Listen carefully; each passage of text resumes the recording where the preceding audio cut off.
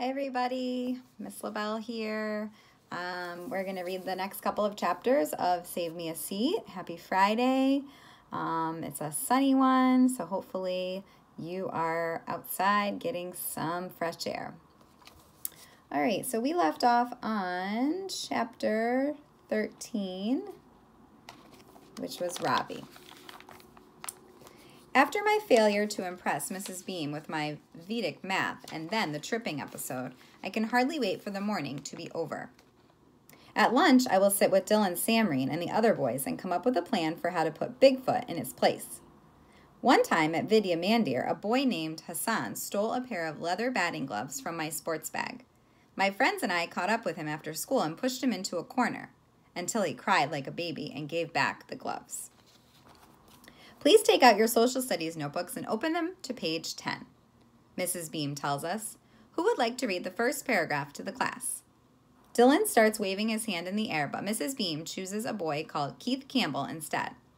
Most Native Americans were forced to leave New Jersey during the 1700s, Keith reads. Descendants of New Jersey Native American people hid or... He stops before the next word. The word is assimilated. Says Mrs. Beam, class, please repeat after me. We all say it together. Assimilated. Can anyone tell me what that word means? Mrs. Beam asks. Mine is the only hand that goes up. Yes, Ravi, says Mrs. Beam. I start to stand up, but catch myself in time. I have been awarded another chance to impress Mrs. Beam, and I am not going to give her any reason to find fault with me. Assimilate. To consume and incorporate nutrients into the body after digestion, I say confidently. Mrs. Beam smiles, but she has that pity look again. I'm sorry, Ravi, she says. I'm afraid I couldn't understand you. Because of your accent, you're going to need to speak more slowly in class if you want to be understood. My face burns. Is there nothing I can do right? But I refuse to give up. I swallow my pride and try again. Assimilate, I say slowly, swirling my tongue around the words to make them sound more American. To consume and incorporate nutrients into the body after digestion. Thank you, Ravi, Mrs. Beam says, but the pity look is still there. In this context, however, the word assimilate means to try to fit in. Don't feel bad, it was a very good guess. A guess? Is that what she thinks? My answer was correct. I am 100% certain of that. I have a photographic memory. I can still see the definition from my 4th grade science notebook clearly in my mind. Mrs. Beam asks Keith Campbell to continue with his reading. Descendants of New Jersey Native American people hid or assimilated into white society. Very good, Keith, Mrs. Beam says when he has finished reading. Then she looks around the room. Who would like to read the next paragraph? How about you, Joe? Bigfoot practically falls out of his chair. No way, he blurts. Excuse me, says Mrs. Beam. Her eyebrows are twitching like electrified caterpillars. Mrs. Arun would never have allowed a student to speak to her that way. I wonder what Bigfoot's punishment will be. But just then the door opens and a woman with white hair like a mop sticks her head inside. I'm here for Joe, she says. I'll keep him for the rest of the afternoon if that's all right.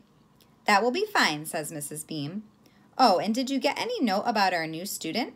I think he could use a little help. Could this mop top be Miss Frost? I wonder. I did get your message. If you want, I can take him right now, says Mop Top.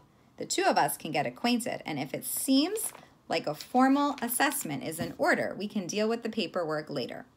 What is she talking about? Ravi, says Mrs. Beam, go with Miss Frost and Joe, please. I look up at the clock, 11:25. What about lunch, I ask. You can eat with Joe and me, says Miss Frost. Do you buy school lunch or bring it from home? From home, I say softly. I don't want to eat my lunch in the resource room with Mop Top and Bigfoot. I want to go to the lunchroom with my friend. Ravi, says Mrs. Beam, Miss Frost is here to help you. Please take your things and go with her. Hurry up now. I want to, number 1, tell her I don't need help. Number 2, show her that she is the one who doesn't know the meaning of assimilation. Number 3, insult her hairy caterpillar eyebrows. But here is what I do instead. Number 1, sigh loudly. Number 2, put my things in my backpack. Number 3, go and get my tiffin box. Chapter 14, Joe. Talk about perfect timing. I could kiss Miss Frost. Well, not really, but I am happy to see her. I'll keep Joe for the rest of the day, she says. Fine by me. Mrs. Beam asks Miss Frost to bring Ravi along, too. He seems kind of mad about it. I was mad, too, when I first started going to see Miss Frost. I didn't like the way kids looked at me when she came to get me out of class. Now I'm used to it. I like Miss Frost, and I like being in the resource room partly because it's quiet there, and partly because of the M&Ms. Peanut M&Ms come in red, green, yellow, brown, orange, and blue, and they all taste exactly the same. I walk down the hall next to Miss Frost. Ravi walks a few feet behind us and doesn't say a word. Here we are, Ravi, says Miss Frost when we get to her room. Miss Frost's voice sounds like a cartoon bird, chirpy and high. Her hair reminds me of those long strips of cloth they drag over your car when you go through the car wash. She holds the door open for us, but Ravi just stands there. Is something wrong, Ravi? Miss Frost asks. Ravi pushes up his glasses and rubs his nose. Then he puts his shoulders back and stands up really straight. My name is not Ravi, he says. It's pronounced Ravi. I'm not going to bother to tell you how to pronounce my surname because you'll never be able to say it right. Miss Frost looks surprised. I'm very sorry if I mispronounced your name, she says. I certainly didn't mean to offend you. I don't belong here, he says, pushing his glasses up again. I speak perfect English. I was at the top of my class in India. My IQ is 135. I don't need special help. I'm not like him. He points his finger at me. I've been coming to Miss Frost's room since kindergarten. She was the one who figured out I have APD. My mom cried when she heard. My dad just got mad. He thinks APD is made up. He says doctors do that all the time to make money. Have a seat, Joe, and I'll be right with you, Miss Frost tells me now. I sit down, dig a blue peanut M&M out of the big bowl in the middle of the table, and start sucking on it. Ravi, Ravi, I say it to myself a few times until it starts to feel natural. I bet I could learn to say his last name too if I wanted to, but why should I bother? I have more important things to think about, like the fact that my dad called to say he's cutting his trip short and coming home early. I have a feeling it's because my mom told him about what happened in the cafeteria yesterday. Miss Frost takes Ravi over to the other side of the room to the listening lab. He sits down and puts on a pair of headphones, but his legs are jiggling around under the table, and I can tell he's still mad. For a minute I thought maybe we could be friends, but now I know that's not ever going to happen. Whatever. After Miss Frost gets Ravi set up in the listening lab, she comes over and sits down beside me. Are you okay, Joe? She asks. I shrug and dig another blue peanut M&M out of the bowl. Blues are my favorite. Ravi was upset, she says. He's a long way from home and still adjusting. I'm sure he didn't mean to hurt your feelings. He didn't, I tell her. Everybody thinks I'm dumb. I'm used to it. Miss Frost looks sad. Did you know your mom stopped by to see me on her way to work this morning, Joe? She asks. I shake my head. Why can't my mother keep her nose out of my business? Can we talk about something else, please? I say. Like what? Asks Miss Frost.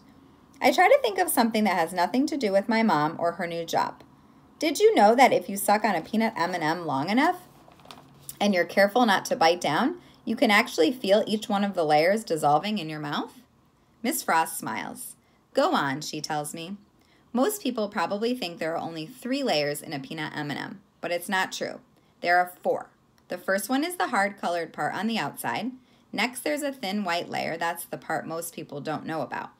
Then comes the chocolate, and when that's gone, if you've done it right, you end up with a nice smooth peanut sitting on the end of your tongue.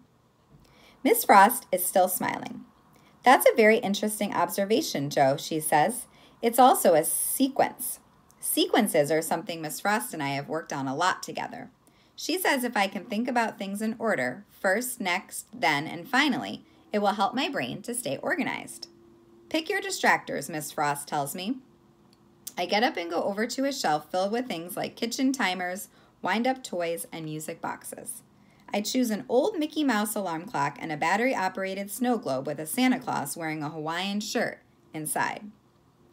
As I carry them back to the table, I catch a whiff of something spicy. It must be Ravi's lunch. Ready, Miss Frost asks me. The alarm clock is ticking loudly. I set the snow globe on the table beside it and turn it on. A blizzard of glittering white snowflakes swirls around the plastic Santa Claus. Ready, I say? She hands me a copy of Sports Illustrated. First, find a page with no pictures on it. Next, circle all the words that begin with the letter T, she tells me. Then copy the T words out on a piece of paper, and finally fold the paper in half and bring it to me. Got it? Tick, tick, tick, I tell my brain to ignore the sound of the clock and the swirling flakes in the snow globe and focus on what Miss Frost just said. Find a page with no pictures. Circle the words that begin with T, I say, repeating the instructions. Then what? She asks. The Santa in the snow globe is holding a sign that says, Hollywood, here I come. That gets me thinking about Evan and Ethan. I wonder how they're doing in California. That gets me thinking about the part in Bud, Not Buddy, where Bud tries to sneak onto a train with his best friend. Bugs, only he ends up getting left behind with some girl named Diza who wants to kiss him. I don't know what I'd do if some girl tried to kiss me. Probably bite her. Then what? Miss Frost asks again. Crud, I totally lost my train of thought. I hate when that happens. Focus, Joe, Miss Frost tells me. Tick, tick, tick. I close my eyes and try hard to remember the rest of the instructions she gave me a minute ago. Copy all the T words out and write them on a piece of paper, fold it in half, and give it to you. Way to go, Joe, Miss Frost says, putting her hand up to give me a high five. Miss Frost doesn't know that high fives are corny. I look over at Ravi to see if he's watching, but luckily he's busy looking at the dictionary.